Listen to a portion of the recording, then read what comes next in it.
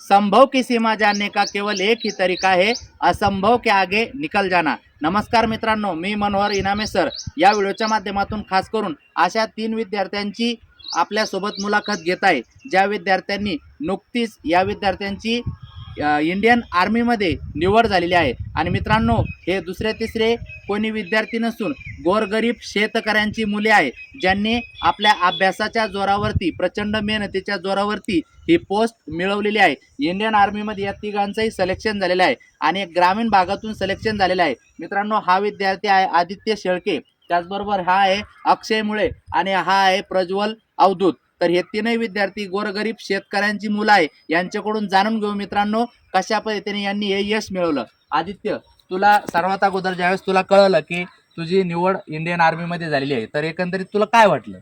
Sir, मला असं वाटलं की आपण इतक्या दिवसाची मेहनत आपल्याला यश भेटलं आहे आणि आपली एक वेगळीच ओळख गावात आपल्या निर्माण झाली आहे आणि आपल्याला सगळं निश्चितच, म्हणजे ती फिलिंगच वेगळी होती। हो. आणि कधीपासून तयारी करत होता तू? मी मागच्या 2 वर्षापासून तयारी करत होतो. बर, ॲक्च्युअल तू तयारी करत असताना कोणाची मदत, क्लासेस वगैरे होते की कसं? हो, आता बिडकीनला आपली अकॅडमी आहे, संघर्ष फिजिकल अकॅडमी.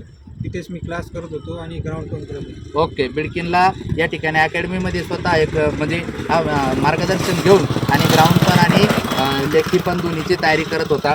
तर निश्चितच, आणि तुझं खरं तर खूप खूप अभिनंदन आहे की अगदी मला माहिती आहे की तुझे वडील पण, तू छोटा असताना वडील गेलेले आहे, तर अशा वेळेला निश्चितच वडील असते तर निश्चितच त्यांना आनंद वाटला असता। काय वाटतं तुला या गोष्टीवर? हो सर, ते जर असते तर त्यांना वेगळीच त्यांना खुशी झाली असती आणि माझं यश बघून ते पण चांगलेच खुश झाले असते. बिलकुल बिलकुल मित्रांनो, यांनी खरंच खूप छान असं यश मिळवलेलं आहे। दुसरा विद्यार्थी आपल्यासोबत या ठिकाणी अक्षय मुळे। अक्षय, तुझी निवड झाली त्यावेळेस तुला काय वाटलं? सगळ्यात मेन जरा म्हटलं तर निवड म्हणजे इतक्या दिवस केलेली मेहनत, म्हणजे असं वाटलं की काहीतरी यश मिळवलं.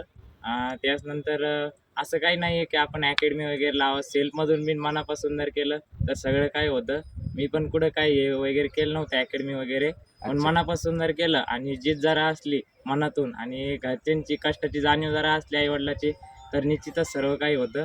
फक्त मनातून जिद्द पाहिजे व मनातून इच्छा पाहिजे. बिलकुल, वा वा, खूप छान, मस्त, छान वाटलं। प्रज्वल, ज्यावेळेस निकाल लागला त्यावेळेस तुला विश्वास होता का तू परीक्षा दिल्यानंतर तुझी निवड होईल म्हणून? काय वाटतं? सर, खरं तर मला विश्वास गॅरंटी प्रॉपर नव्हती. हां. त्यासाठी मला वाटलं नव्हतं की माझं सिलेक्शन होऊ शकतं.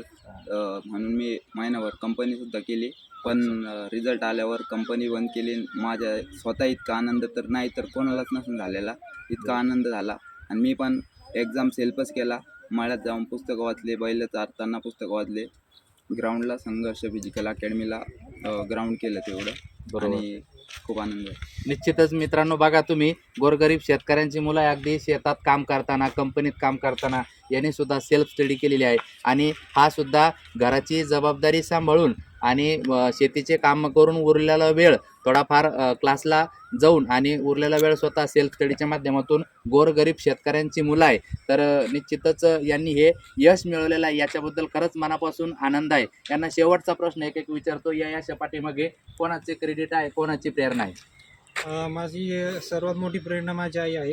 कारण तिची आमच्या घरची परिस्थिती बघून मला असं वाटलं की आपण काहीतरी केलं पाहिजे आणि काहीतरी इतिहास घडवला पाहिजे. निश्चितच।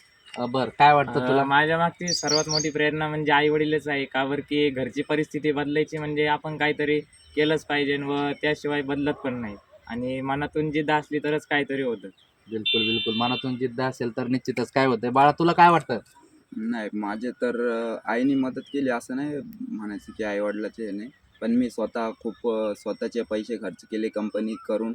अकॅडमीच्या ग्राउंडला जात होतो आणि म्हणजे स्वतःच स्वतः मेहनत करून, स्वतः काम करून, स्वतः कष्ट करून, एका बाजूला आर्थिक गोष्टीचं नियोजन स्वतः लावून आणि स्वतः कष्ट केले आणि स्वतः त्याच्यातून ती यशस्वी झालेला आहे। निश्चितच या तिघांकडे बघून निश्चितच आपल्या सगळ्यांना सुद्धा प्रेरणा मिळते। हा व्हिडिओ जे जे विद्यार्थी बघत असेल, जे जे स्पर्धा परीक्षेचे अभ्यास करत असेल, तर त्यांना एक गोष्ट आवर्जून सांगायची की आपण प्रत्येक वेळेला अयशस्वी होतो त्यावेळेला परिस्थितीला कारण देतो, परंतु परिस्थितीला कारण न देता परिस्थितीला तुम्ही ताकद म्हणून जर तुमच्या जीवनामध्ये त्या पद्धतीने जर बघितलं तर तुम्ही सुद्धा यशस्वी होऊ शकतो, नक्कीच यशस्वी होऊ शकतात. आणि हे माझ्या समोर हे उदाहरण आहे, तीनही गोरगरीब शेतकऱ्यांची मुलं आहे जे की यशस्वी झालेले आहेत. तुम्हा तिघांना सुद्धा भावी वाटचालीसाठी खूप खूप शुभेच्छा आहे.